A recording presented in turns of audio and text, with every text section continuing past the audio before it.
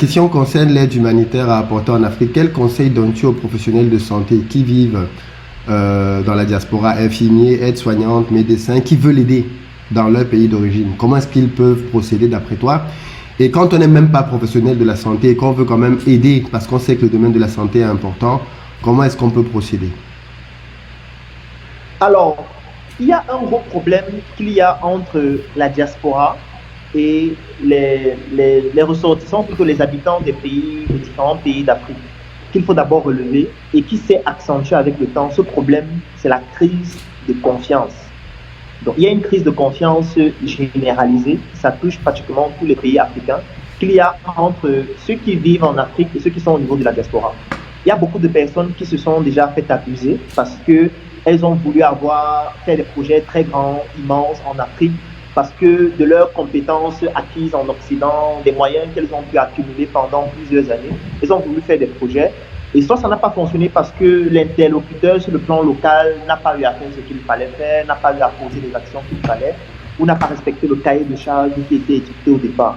Donc, il faut d'abord relever cette difficulté-là et ce problème-là avant de parler de projet.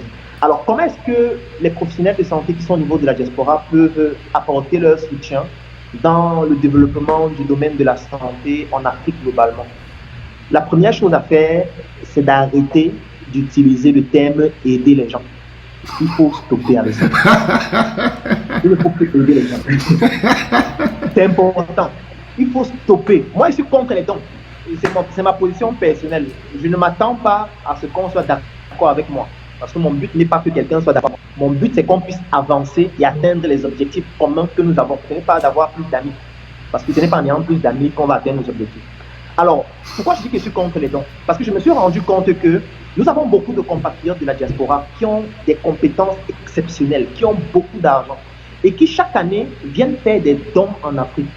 Ça veut dire, vous allez voir en décembre, les gens vont aller dans des hôpitaux où ils vont donner du matériel, ils vont donner de la nourriture, ils vont donner des devices, des diagnostics, etc. Et puis, qu'est-ce qui va se passer? 2 mois plus tard, ceux qui seront là localement, ils vont tout vendre. Moi, j'ai des exemples comme ça en centaines. Pourquoi? Parce qu'on est habitué aux dons. On va nous aider. L'Union européenne va nous aider. Les États-Unis vont nous aider. La Chine va nous aider. La Russie va nous aider. Et maintenant, même nos compatriotes de la diaspora veulent nous aider.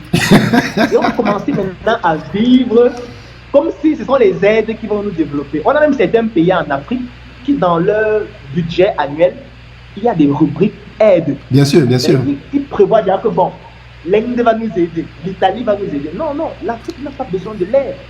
L'Afrique a besoin des personnes qui considèrent que nous sommes tous des maillons d'une chaîne et chacun doit apporter sa plus-value pour que la chaîne puisse se développer et croître de façon beaucoup plus efficace. Tout à fait. Il est plus pertinent pour un professionnel de santé qui est par exemple en France de se dire, d'accord, moi par exemple je suis un neurochirurgien et ce que je vais faire c'est quoi? C'est que les compétences que j'ai pu avoir en France, il y a beaucoup de Camerounais, de Burkinabés, d'Ivoiriens qui n'ont pas les moyens de pouvoir aussi aller en France pour pouvoir avoir ces compétences-là. Qu'est-ce que je vais faire? Je vais me mettre avec des collègues, on va créer un centre de formation au Cameroun afin de capaciter les neurologues, les neurochirurgiens qui sont au Cameroun, qui n'ont pas les moyens de pouvoir voyager, afin de pouvoir leur donner cette compétence-là, afin que cette compétence puisse être directement utilisée dans les structures hospitalières au Cameroun, ou que ça permette même de pouvoir créer des unités justement en amont avec des systèmes informatiques qui sont très simples, qui permettent de pouvoir gérer des entreprises à distance. Moi, je pense que transmettre sa compétence, c'est le moyen le plus efficace de la pérenniser et de la multiplier à un plus grand nombre. Au lieu de dire que voilà, est-ce qu'on peut vous envoyer des lits? Est-ce qu'on peut vous envoyer des ambulances? Non. Si c'est fait de façon singulière comme ça n'aura pas un impact sur le long terme. Par contre, si c'est mis dans le cadre d'un projet qu'on développe ensemble, qu'on contrôle, qu'on s'assure qu'il y ait une transparence, qu'on vérifie qu'effectivement le cahier de charges a été respecté, qu'on se dise que si nous sommes 10 en France et qu'on veut mettre sur pied ce projet au Cameroun, d'accord, on va décider qu'un d'entre nous va aller au Cameroun une fois par mois. Ça fait en sorte que chaque mois, on aura une personne, partie prenante du projet, qui sera au Cameroun, qui sera en Côte d'Ivoire, qui sera au Burkina Faso, qui va contrôler l'évolution du projet afin que le cahier de charges qu'on a fixé au départ puisse être respecté. Donc moi, je pense qu'il faut qu'on arrête d'aider les gens. Il faut stopper ça. En fait, c'est ça qui nous tue et qui nous rend fous et qui nous rend médiocres au quotidien. Il faut que les gens apprennent que pour pouvoir obtenir un certain savoir, il faut payer. Ça a un coût. Ce n'est pas gratuitement qu'on peut l'avoir.